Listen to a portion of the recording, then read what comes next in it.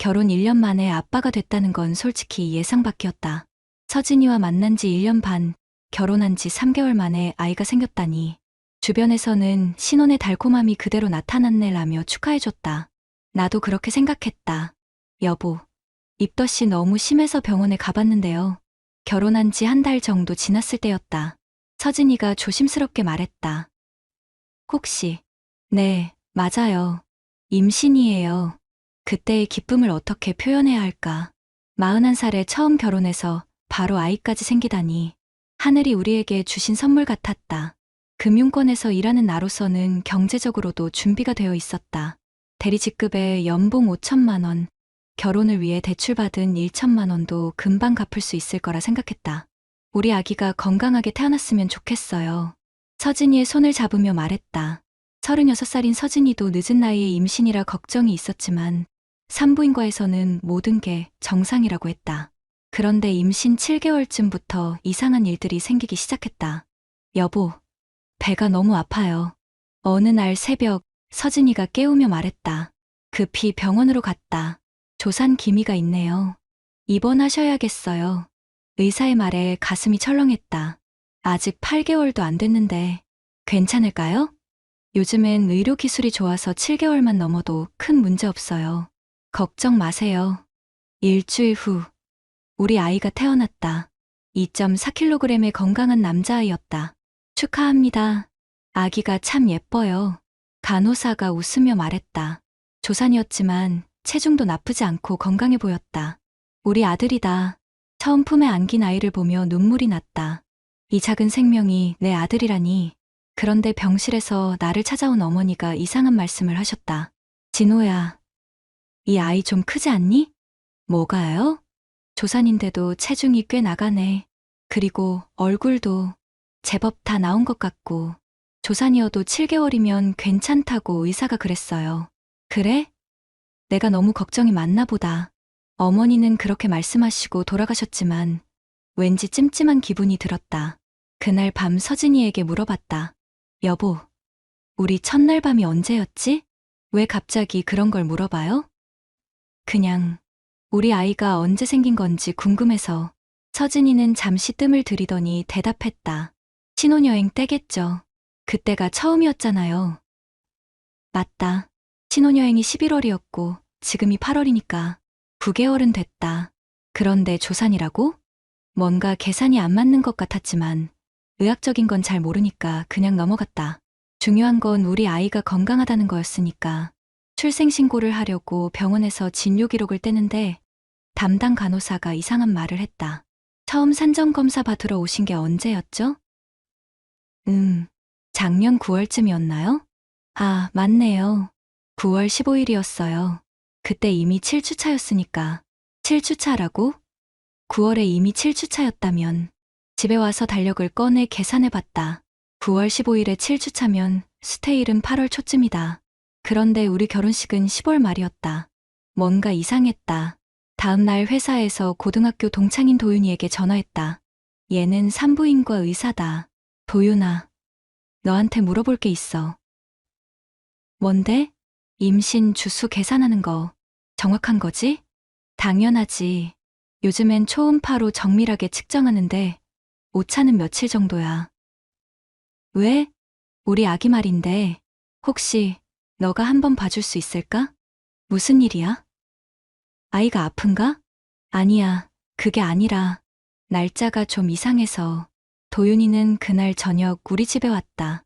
서진이가 준비해둔 진료 기록과 초음파 사진들을 꼼꼼히 봤다. 진호야, 이거 좀 이상한데? 뭐가? 첫 진료가 9월 15일이고 그때 7주차라고 되어 있어. 그럼 수태일은 8월 첫째 주쯤이야. 그럼? 너네 결혼식이 10월 말이었잖아. 그럼 결혼하기 2달 전에 임신된 거네? 가슴이 철렁 내려앉았다. 혹시 결혼 전에 관계를 가진 적이 있어? 아니야. 서진이는 그런 타입이 아니야. 신혼여행 때가 처음이었어. 도윤이가 진료 기록을 다시 들여다봤다. 그럼 이상하네. 의학적으로는 8월 초에 수태된 게 맞거든. 실수일 수도 있잖아? 진호야, 이런 건 실수가 거의 없어. 더구나 여러 번 검사한 거잖아. 그날 밤 잠이 오지 않았다.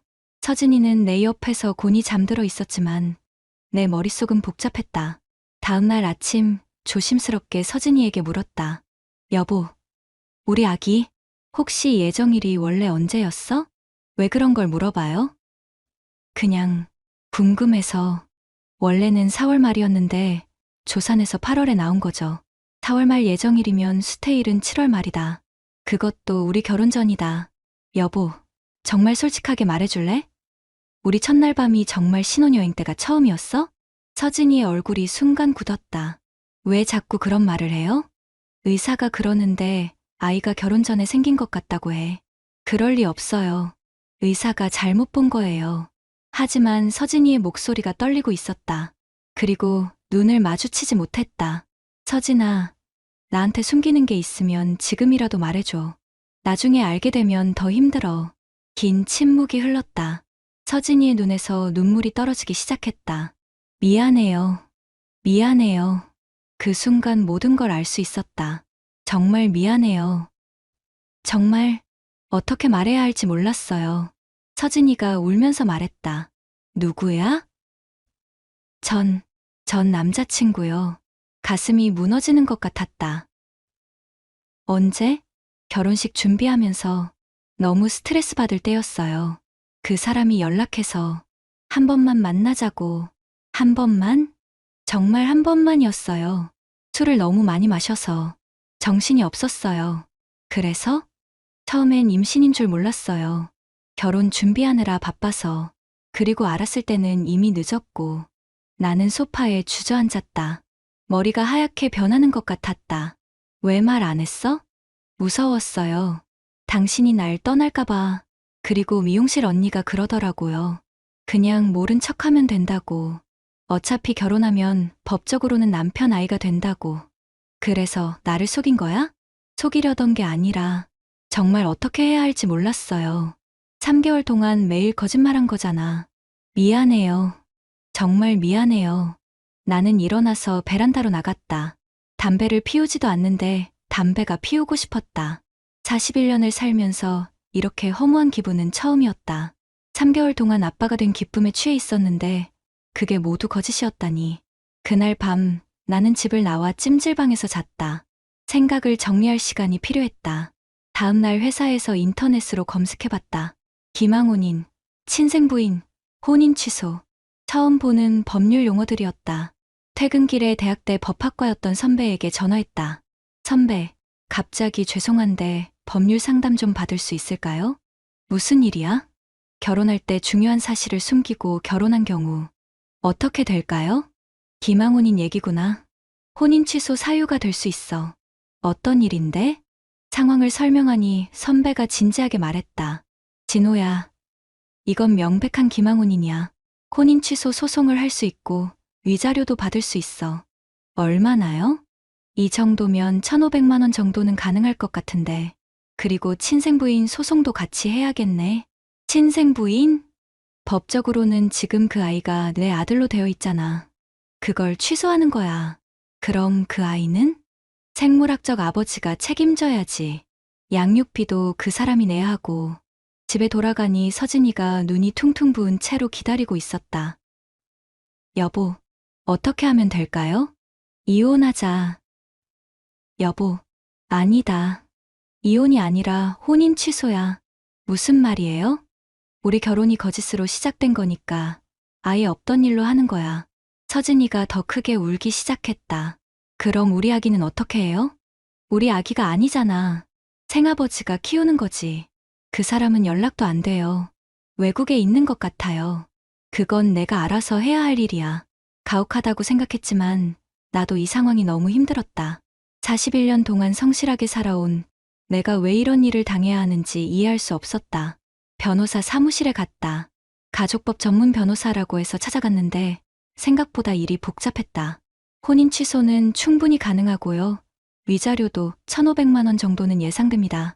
문제는 친생부인 소송이에요. 왜요?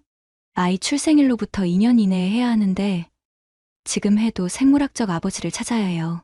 부인이 연락처를 모른다고 하는데요. 그럼 부인이 협조해야죠. 협조 안 하면 소송이 어려워집니다. 그럼 어떻게 되는 거예요? 최악의 경우 아이가 무적자부가 없는 상태가 될 수도 있어요. 그럼 사실상 홀어머니가 키우는 거죠. 집에 돌아와서 서진이와 마지막 대화를 했다. 서진아, 마지막으로 묻는다. 그 사람 연락처 정말 모르겠어? 정말 몰라요. 외국 나간다고 했는데 어디로 갔는지. 이름이라도 정확히 말해봐. 김성훈이에요. 나이는 나보다 2살 위이고. 직업은? 수출업체에서 일한다고 했어요. 변호사에게 이 정보를 준이 사설탐정을 통해 찾아보겠다고 했다. 일주일 후 결과가 나왔다. 김성우는 정말 태국에 나가 있었고 현지에서 한국 식당을 운영하고 있었다. 연락해봤는데 처음엔 발뺌하더니 유전자 검사 결과 보여주니까 인정하더라고요. 그럼 이제 어떻게 되는 거예요? 친생부인 소송 걸어서 법적 아버지를 김성훈으로 바꾸고 양육비 청구할 수 있어요. 양육비는 얼마나 나와요? 김성훈 수입에 따라 다르겠지만 월 50에 80만 원 정도는 가능할 것 같아요. 소송을 진행하기로 했다. 더 이상 미룰 수 없었다. 어머니께 상황을 설명드렸다. 진호야, 힘들겠지만 잘 결정한 것 같다. 내가 평생 남의 아이 책임질 이유는 없어. 그래도 3개월 동안 아빠라고 생각했는데 그건 내가 속아서 그런 거야. 내 잘못이 아니다. 어머니의 말씀이 위로가 됐다. 회사 동료들도 내 편을 들어줬다. 한 대리, 너무 선량하게 살아서 당한 거야. 이런 일은 확실하게 정리해야 해. 맞아. 나라면 진작 소송 걸었을 거야. 모든 게 내 편인 것 같았지만 밤에 혼자 있으면 허무했다. 3개월이지만 아이를 안아보고 기저귀도 갈아주고 밤에 울 때 달래준 기억들이 있었으니까. 하지만 이건 감정의 문제가 아니었다. 내 인생의 문제였다. 6개월간의 소송이 끝났다. 판결은 내가 원했던 대로 나왔다. 혼인 취소 인용, 위자료 1,500만 원, 친생부인 인용까지 모든 게 승리였다. 축하드립니다. 완전 승소예요. 변호사가 웃으며 말했다. 이제 위자료는 언제 받을 수 있어요? 서진 씨가 집을 팔겠다고 하니까 1달 정도 후면 될 것 같아요. 서진이는 법정에서 계속 울기만 했다. 변명도 하지 않았다. 그냥 미안하다는 말만 반복했다. 김성우는 태국에서 화상으로 출석했는데 양육비 월 70만 원을 지급하기로 합의했다. 한국에 돌아가면 아이를 직접 키우겠다고 했지만 서진이가 거부했다. 지금까지 제가 키웠는데 갑자기 빼앗아 가시면 안 되죠. 결국 서진이가 양육하고 김성훈이 양육비를 주는 것으로 정해졌다. 법정을 나오면서 서진이가 마지막으로 내게 말했다. 진호 씨, 정말 미안했어요. 만약 처음부터 말했으면 결혼 안 했을 거예요.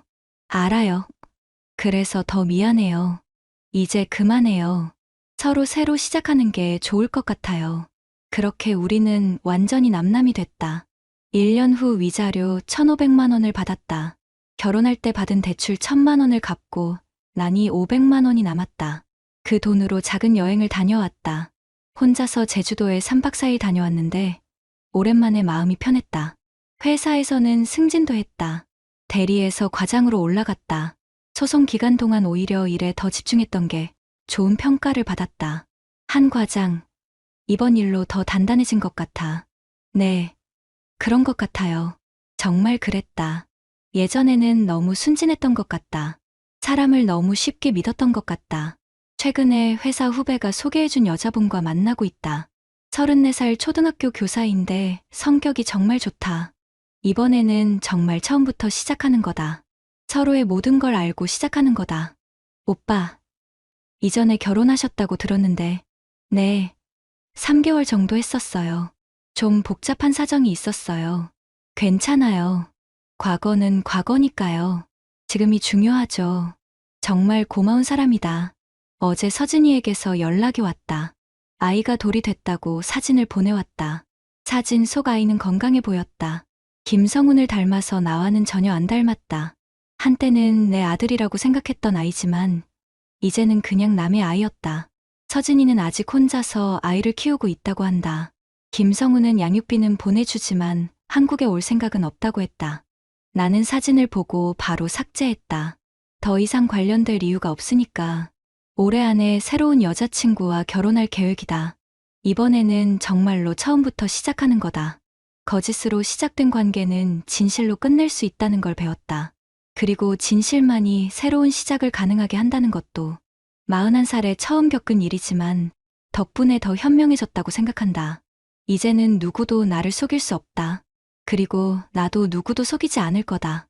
마음 쉼터에서 진짜 답을 찾으세요. 거짓으로 시작된 관계는 반드시 진실로 끝내야 합니다. 그래야만 진짜 새로운 시작이 가능합니다. 구독자님들, 오늘 사연 댓글로 공유해 다른 분들과 함께 의견 나눠보세요. 저도 읽어보며 소통하겠습니다.